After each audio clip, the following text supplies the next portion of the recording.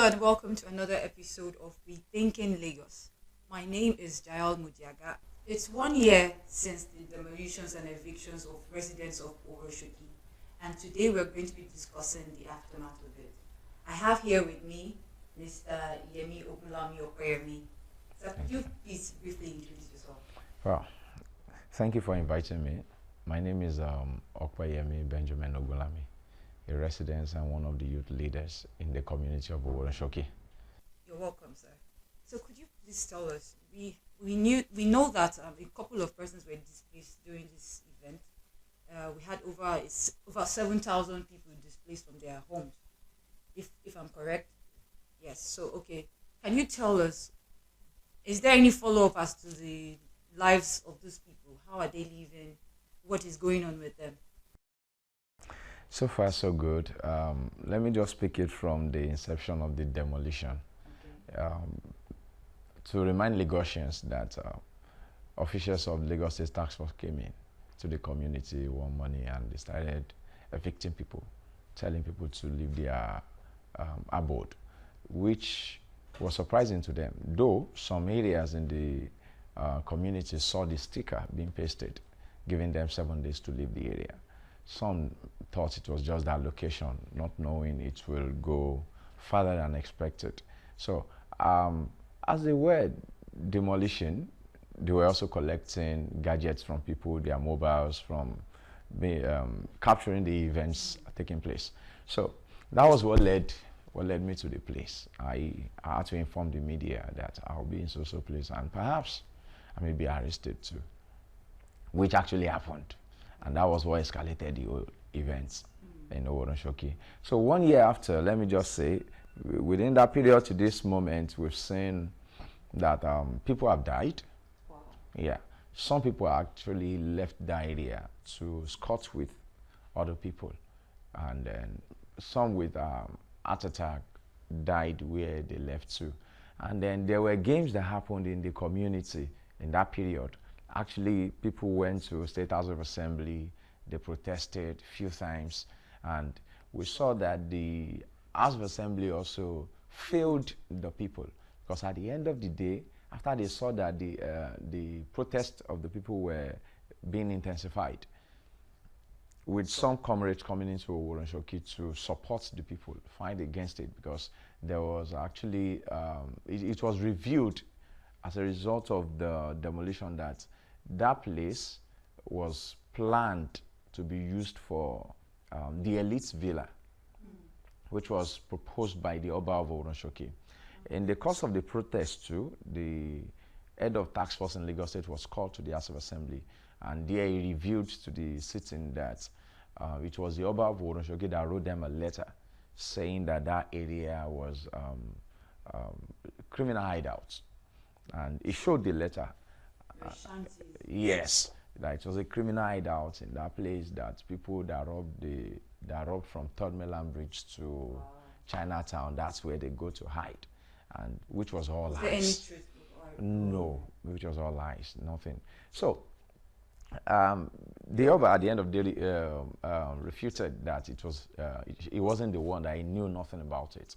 And the community could not go to him. They had to speak to their own representative in government, the State House of Assembly. At the end of the day, after speaking with them, they said, you know, he's your king, go and settle with him. And I need to also, for record purpose, the king was formerly the vice chairman of the local government for 2 years before coming to become a king. So for now, people are still there, nothing being done, and a lot of information going around. In fact, the local government chairman came because he's eyeing for second term. He came to the community asking them what they wanted.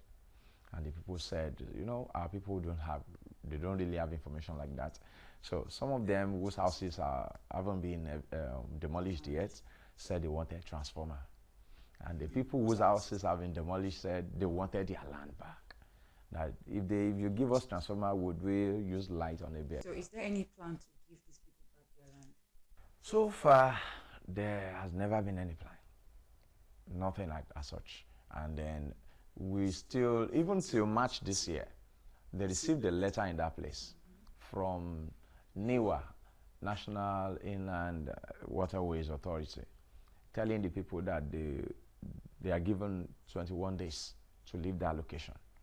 So we had to reach out again, and thanks to Amnesty International, who stepped into the case, saying that before you can evict your people, you should provide an alternative for them, knowing fully well that that location, you want to use it to build a personal estate. And people have been there for 35, 40 years of their lives. You can just evict them. You need to make provision. That's what stopped them till now. But we know actually that there are still some moves to evict people from that same area. Now, due to the protests and from cries from people like yourself, a committee was set up to handle the case at the initial stage. What did the committee do? And who were the people in the committee? Actually, from the State House of Assembly, they have a committee headed by Honorable Akinsonya of Motion Constituency 1. They did their own and they ended it with politics, knowing fully well the same Oba of Oworo is part of them. And then we need to also know that the representative in that area, Okolawon, called Okolawon Ganiu, he said he knew nothing about the demolition. The chairman of the community of the local government says he knew nothing about it, that there's nothing they could do about it. They actually stopped the demolition. They suspended it, according to them, they suspended it. But there was nothing they could do because we saw that it was above them.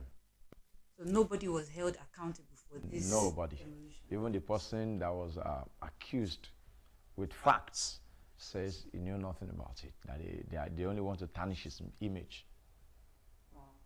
And then the game that went on last year was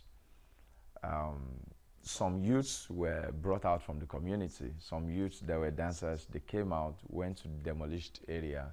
They sponsored some people out to Ofada, give them money to rent a room apartment for a number of people. And then that had expired already. And as it expired, these people came back to the community. They are living in that bare ground now. And they started giving food to people. Even till as you speak, people are collecting food in that area. But the plan to give them back what belongs to them isn't on ground. So what do we do now to ensure that the government hears us? Hear the people of Oworonshoki?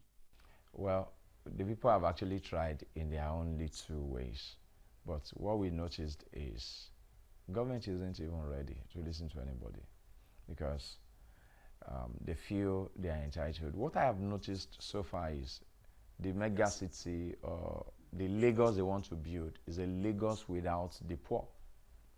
It's a Lagos for the rich. Look at Otodogbame, turned to Periwinkle Estate. Where are the people there? What has the government been able to do to the people there? And then the total number of people, about 33% of people in Lagos State are homeless. And yet demolition is still increasing everywhere. Now, look at Morocco. The same thing is still happening. And nobody cares for the life of the people. Governance and government is for the rich and for the elites. The people are not inclusive in whatever plans they have. So it is the people that will rise and fight for themselves.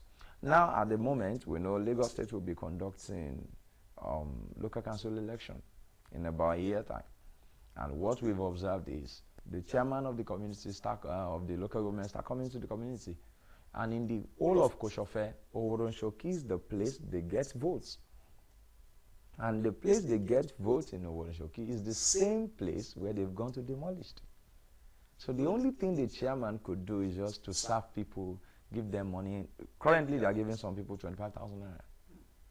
And with food items, saying he told them that it is above him, that he knew nothing about it, that as a chairman, there's nothing he could do. And meanwhile, constitutionally, the chairman has rights over the traditional ruler on land matters. So how come our people are being deceived? Because they don't have information at hand.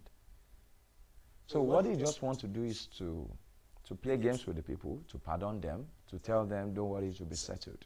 Then after the chairman gains entrance into the office for the second term, they take over the place again. So that's just the game they are playing at the moment in Oworonshoki. The whole cycle repeats itself. Yes, and the same thing had replicated itself in Maryland, even a place where we have elites. Do you think this is the fault of the people? Maybe they tend to forget, or maybe we have this thing, we feel they need to have this God syndrome where we need to have someone who promises us and do not fulfill. Because the same thing keeps repeating itself. Nobody seemed to be holding them accountable. You said yourself, nobody was held accountable for it. Nobody was punished for it. And it's going to repeat itself again, if allowed to. Or is there something that is currently ongoing or that we can do to ensure that this doesn't happen again? I'll still go back to what I've mentioned. At the moment in Nigeria, the elite will not save anybody because it is just the elite versus the people. The ruling class versus the people. The only thing that can save us is people uniting to stand against any oppression. Because at the moment, there's nothing that could be done unless we inform the people, give them orientation, and then let them stand up on their ground. That before you can evict us, you must make provision. It is the right of the people to also have shelter. And they must make every provision for the people on this. All right. So as a youth leader, we've seen a couple of your posts online. Right. So I believe you are using social media platforms to push our agenda for the government to take care of the Oworonshoki people. Yes, I'm doing that. And then even in the course of doing that, we've become a target in the community. We've become a target in the community. There are places we could not go.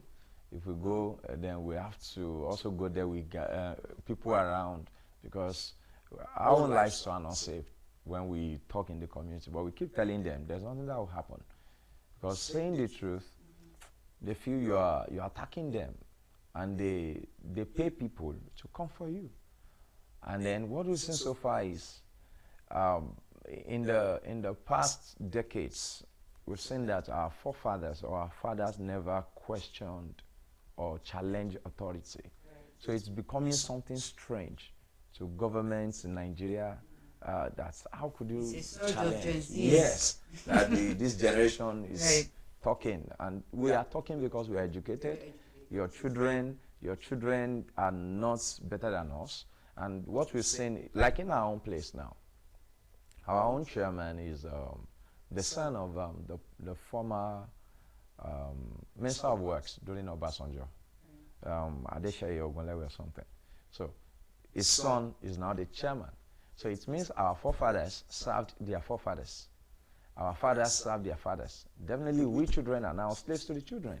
Wow. So the system is repeating itself. I'm very sure by the time this one becomes 60 or 50 something years, it will be replacing with his own child or children. The same thing is happening. That's why people of Nigeria must stand up. That no, even if you're taking over governance, you shouldn't take over our lives. You're planning our community is fine. We're not saying you should not plan development, but development should not come at the detriment of the people. Thank you, Mr. Opeyemi. Thank you for having me. Is there anything you'd like to close us with? Well, I would just like to say this, that governments should be considerate, because my message will go to the government. My message will go to the community leaders, the CDA, CDCs, and my message will go to the residents of Oworonshoki, that in whatever plan the government has, the government should consider the lives of the people that put them on that seat. It is important. And my message to the community leaders is they should not sell the rights of the people for piece of meat, for food items, because CDAs, CDCs have been politicized. They should not sell out the people under them. And my message for the people in general is they should also stand up and fight for what is theirs. Right. Thank you. Thank you very much, Mr. Opeyemi. Thank you so much. Nice having you on our program today. Thank you everyone for listening. This is Rethinking Lagos. Until next time, it's bye for now.